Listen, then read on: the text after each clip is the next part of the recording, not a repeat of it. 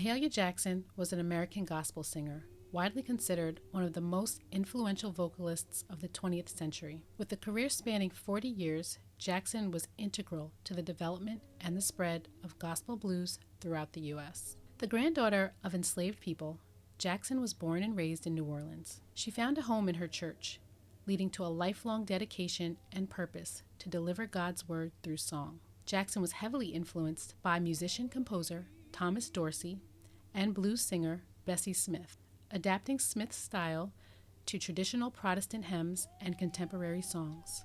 When she was 16, she went to Chicago and joined the Greater Salem Baptist Church Choir, where her remarkable voice soon led to her being selected as a soloist.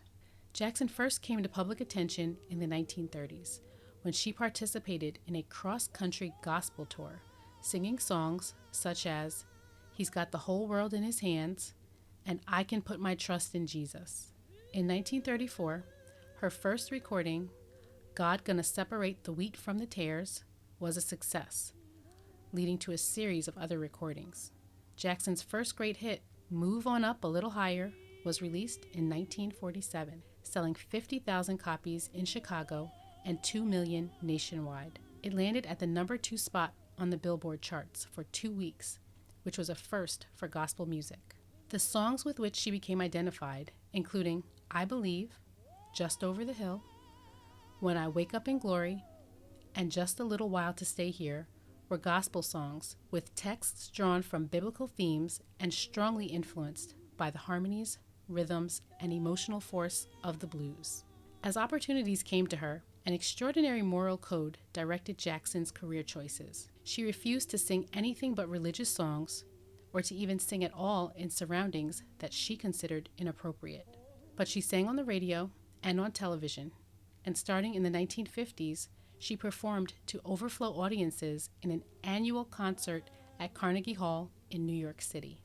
As gospel music became more popular, primarily due to her influence, singers began appearing at non-religious venues as a way to spread a Christian message to non-believers. Jackson appeared at the Newport Jazz Festival in 1957 and 1958, and appeared in the concert film Jazz on a Summer's Day, released in 1959. Her continued television appearances with Steve Allen, Red Skelton, Milton Berle, and Jimmy Durante kept her in high demand. Jackson was enormously popular outside of the United States. Her version of Silent Night was one of the all-time best-selling records in Denmark.